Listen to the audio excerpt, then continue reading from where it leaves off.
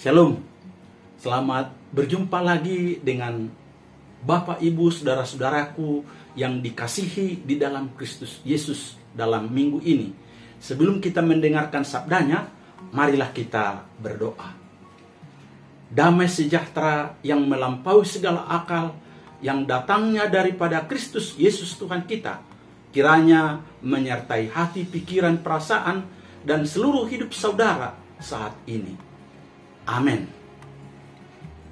Firman Tuhan khotbah Minggu 9 setelah Trinitatis tanggal 1 Agustus 2021 diambil dari Efesus pasal yang keempat ayat 1 sampai ayat yang ke-7, dan bahan bacaan diambil dari Keluaran 16 ayat 11 sampai ayat yang ke-18 dengan tema berusaha memelihara kesatuan roh.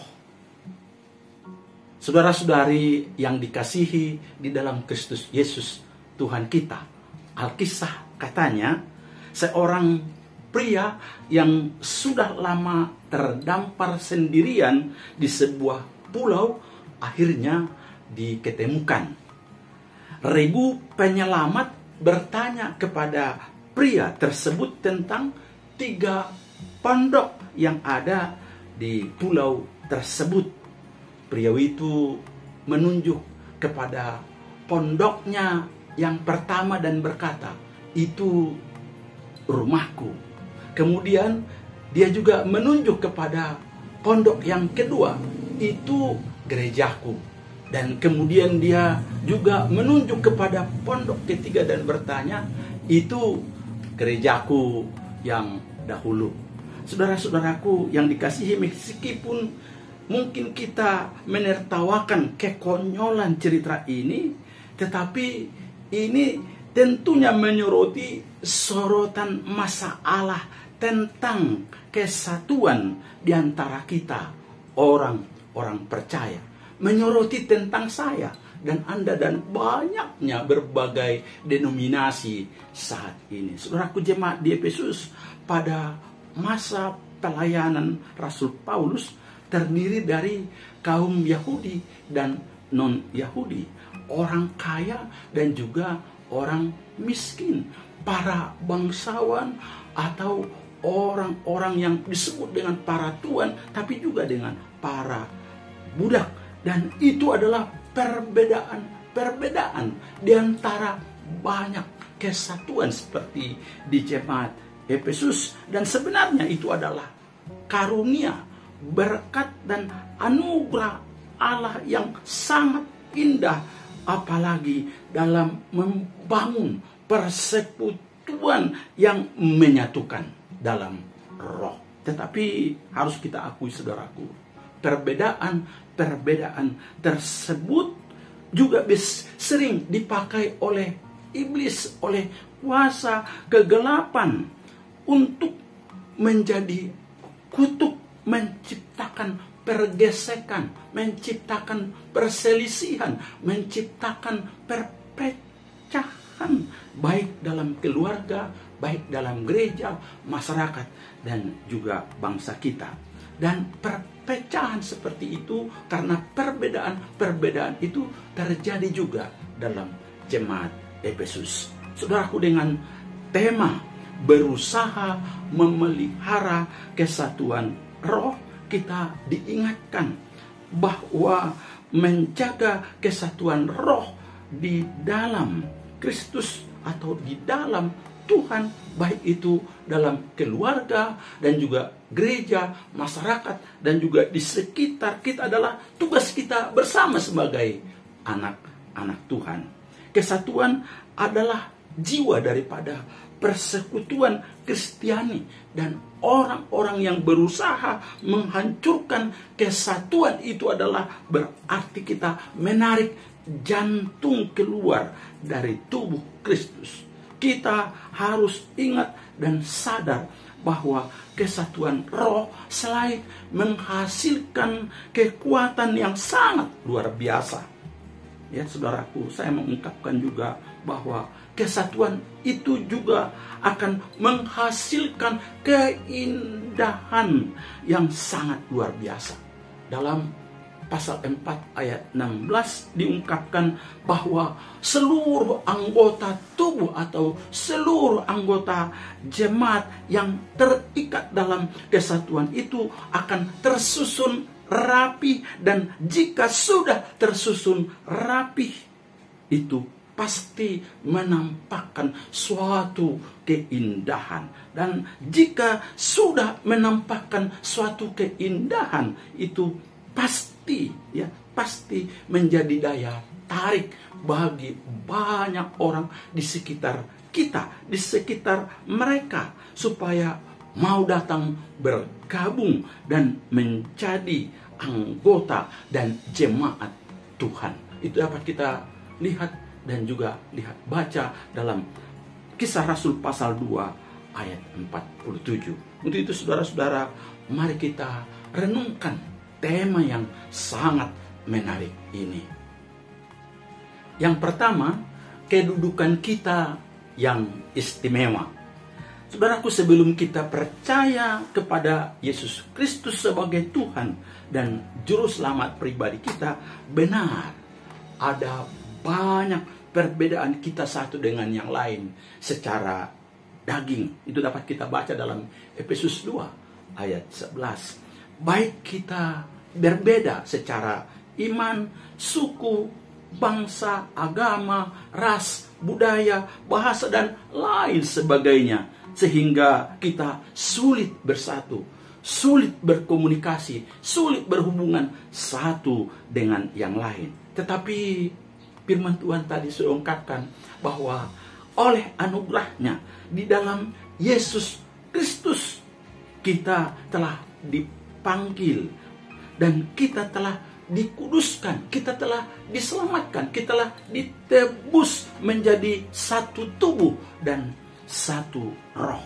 Tidak ada lagi perbedaan di antara kita, baik karena status kita, baik karena keadaan kita, baik juga karena bahasa, budaya, bangsa, dan lain sebagainya. Tidak ada lagi perbedaan-perbedaan yang membuat kita lagi berbeda satu dengan yang lain. Untuk itu, setiap kita yang ada di dalam Yesus Kristus oleh anugerahnya, kita bersama-sama mendapatkan dan menerima berkat-berkat dari Allah, keuntungan, kekayaan rohani, serta kemuliaan yang tiada taranya. Dan untuk itu firman Tuhan katakan tadi dalam ayat yang pertama, dan seolah-olah Tuhan Yesus mau berkata kepada setiap kita, kamu adalah anak-anak Allah. Artinya apa? Supaya kita juga mau sebagai anak-anak Allah, bertindaklah sebagai anak Allah. Kamu adalah pewaris kerajaan Allah. Kamu adalah prawaris atau kamu adalah penghuni sorga. Untuk itu bertindaklah, bertingkah lakulah sebagai penghuni sorga, sebagai warga kerajaan Allah.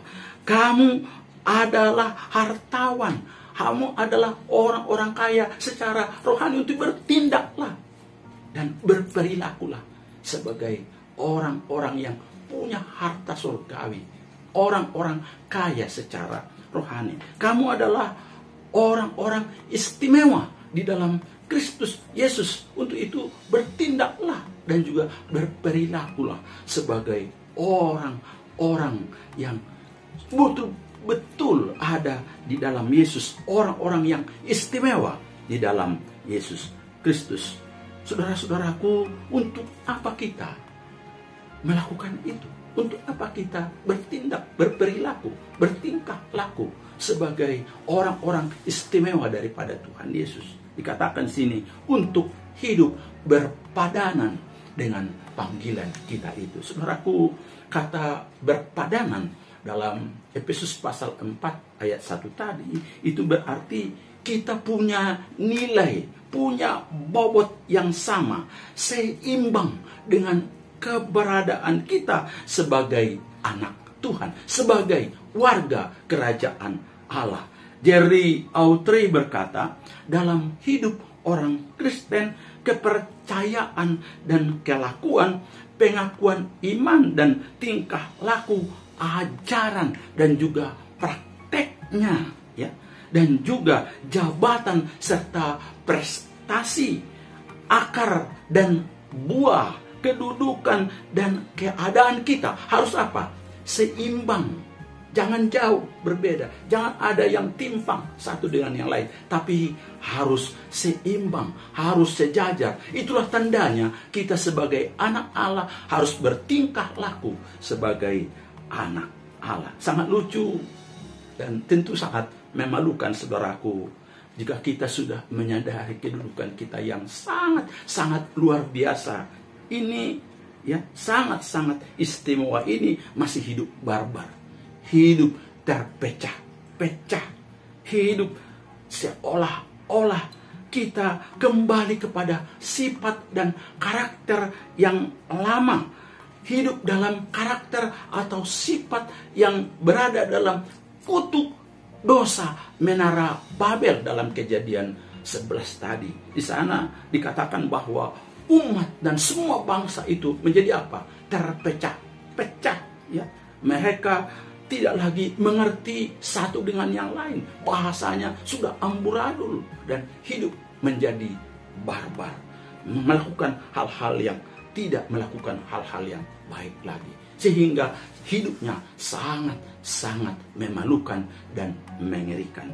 Saudara-saudaraku yang dikasihi di dalam Kristus Yesus Tuhan kita, kekristenan adalah hubungan. Sekali lagi adalah hubungan, berkomunikasi. Komunikasi berhubungan dengan Allah dan juga dengan sesama manusia.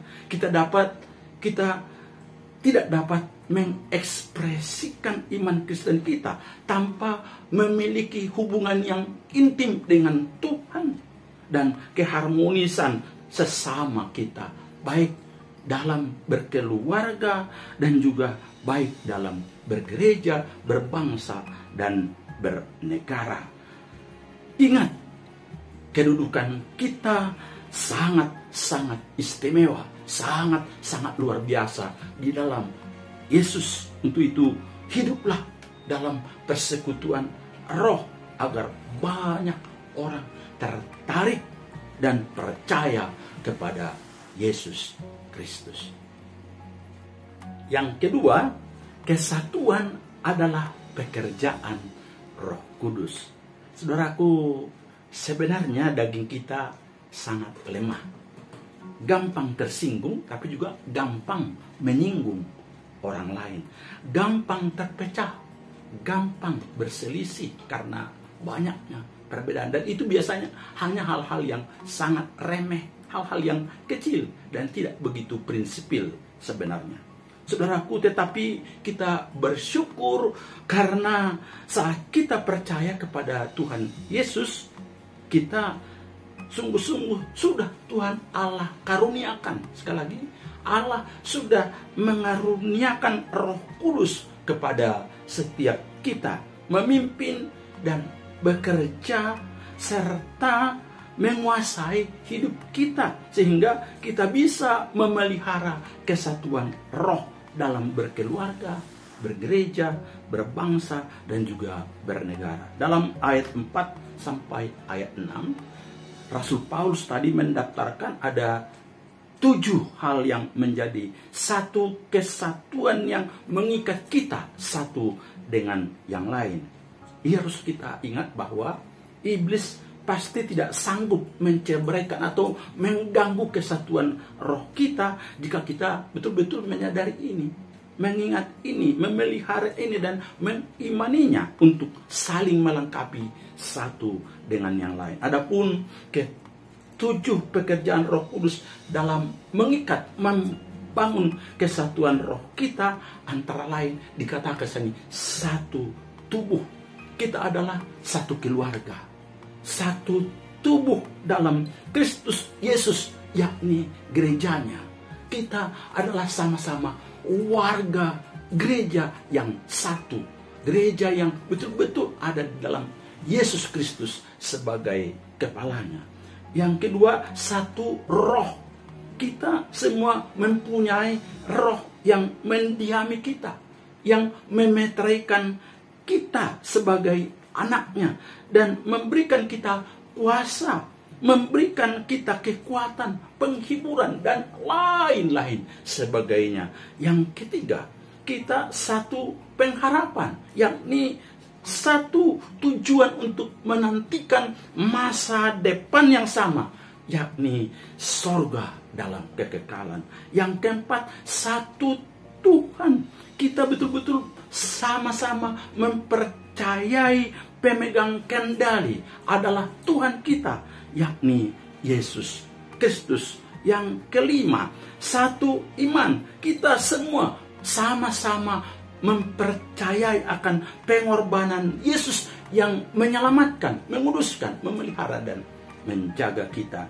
Kita juga memiliki satu baptisan, ya. Kita semua mempunyai identitas yang sama, ya, yang tunggal, yang sama-sama kita dibaptis dalam nama Allah Bapa, Allah Anak, dan juga Allah Roh Kudus. Yang ketujuh, kita memiliki satu Allah dan Bapa kita yang di atas semuanya. Ia betul-betul memerintah semua umat Tuhan dan semua ciptaannya, baik di langit, di bumi, dan di mana-mana. Oleh semuanya, itu artinya ia bekerja melalui semua kita, orang-orang percaya, dan di dalam semua ia mendiami dan berada di dalam semua kita, orang-orang percaya. Dan kita percaya bahwa kita sama-sama anak-anak Bapa di sorga.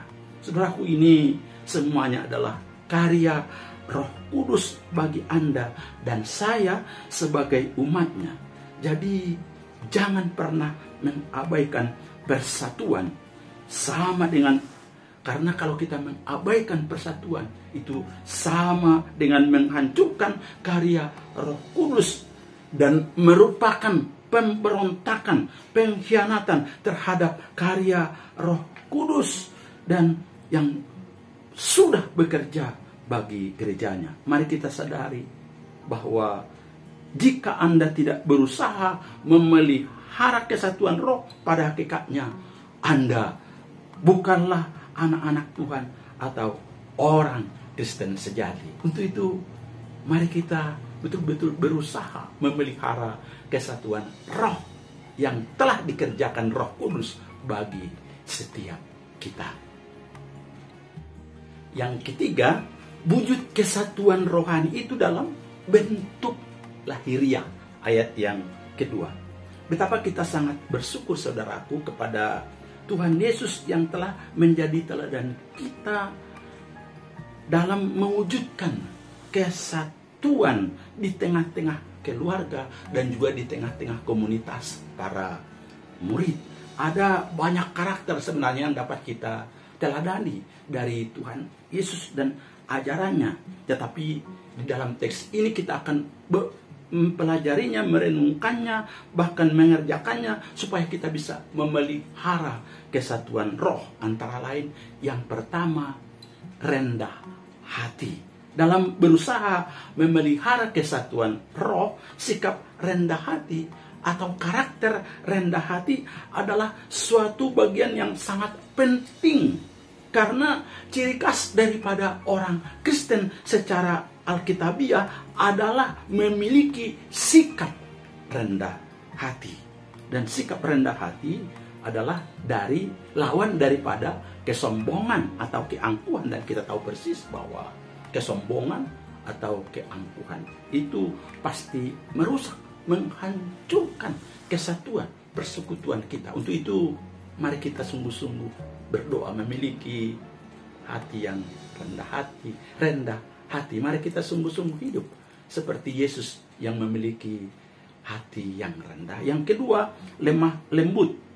Masalah-masalah yang kita alami dalam hidup ini, terutama dalam persekutuan, keluarga, gereja, dan masyarakat, terkadang harus kita akui membuat hati kita mudah tersinggung dan lepas kendali. Akibatnya ya kita kadang-kadang lewat suara, lewat tingkah laku kita berperilaku buruk yang akan menghancurkan hati, ya, dan juga membuat orang-orang lain tidak enak dengan kita, baik itu di sekitar dan juga bagi banyak orang. Dan itu menyebabkan kesengsaraan, menyebabkan perpecahan di antara kita. Kita gagal, saudaraku, menjadi berkat dan membangun kesatuan roh. Untuk itulah firman Tuhan mengingatkan kita selain rendah hati, agar kita juga lemah lembut, bersedia menerima keterbatasan dan kesulitan yang ada tanpa melepaskan kejengkelan kita terhadap orang lain. Itu berarti menunjukkan rasa syukur atas perilaku, perbuatan yang sederhana sekalipun terhadap kita, dan juga menerima dan menoleransi mereka yang tidak memperlakukan kita dengan baik. Tentunya, saudaraku, lemah lembut bukan berarti lembek dan lamban.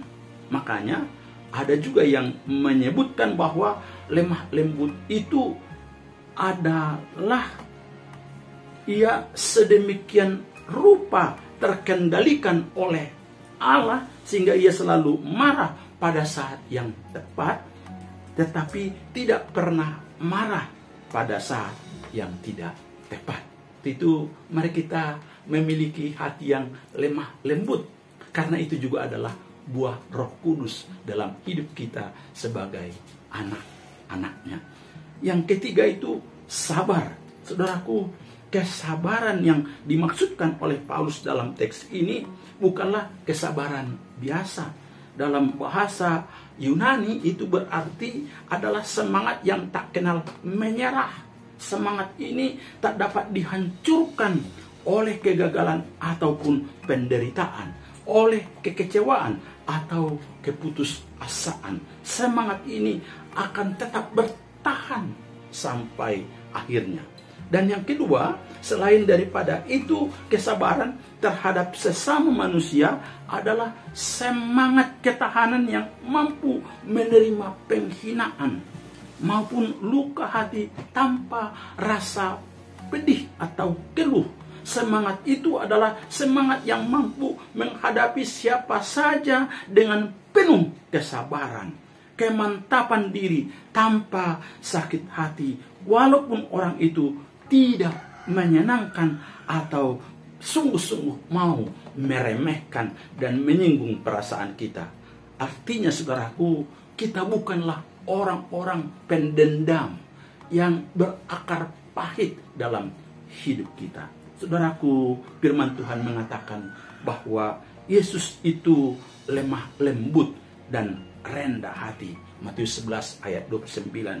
Untuk itu, jika kita merasa bahwa kita kurang memiliki kerendahan hati, kelemah lembutan, mari kita berdoa, meminta kepada Dia, karena Dia pasti membentuk kita supaya kita menjadi segambar serupa dengan gambarnya. Saudara-saudaraku yang dikasihi di dalam Kristus Yesus Tuhan kita, berusaha memelihara kesatuan roh adalah tugas kita masing-masing sebagai orang-orang Kristen, sebagai anak-anak Allah. Kita sudah lihat bahwa kesatuan roh selain menghasilkan kekuatan yang sangat luar biasa, hal itu juga akan menghasilkan keindahan, dampak yang sangat hebat bagi sekitar kita, memberikan sesuatu yang sangat luar biasa untuk apa? Kemajuan Injil, sehingga semakin banyaklah di sekitar kita yang akan tertarik dan percaya kepada Tuhan Yesus. Apalagi di tengah-tengah pandemi COVID-19 ini, saat kita sulit bersekutu secara fisik, mari kita berdoa sungguh-sungguh. Mari kita berusaha sungguh-sungguh untuk memelihara, membangun kesatuan roh, kesatuan hati, kesatuan pikiran di dalam Kristus. Mengingat apa? Mengingat kedudukan kita yang sangat-sangat istimewa sebagai warga kerajaan Allah. Kita adalah satu tubuh, satu roh, satu Tuhan, satu iman, satu baptisan, satu pengharapan, satu Allah Bapa di atas segala sesuatu. Percayalah, Tuhan Yesus telah mendoakan kita untuk bersatu, hidup dalam kesatuan roh. Untuk itu kita percaya bahwa Roh Kudus akan sungguh-sungguh bekerja bagi saya, bagi Anda, dan bagi kita, dan bagi banyak orang, supaya kita hidup memelihara kesatuan roh. Jangan biarkan iblis merusak, menghancurkan kesatuan roh yang telah kita bangun, yang telah kita terima, yang telah kita usahakan di dalam kuasa Roh Kudusnya. Tuhan Yesus memberkati saudara. Amin.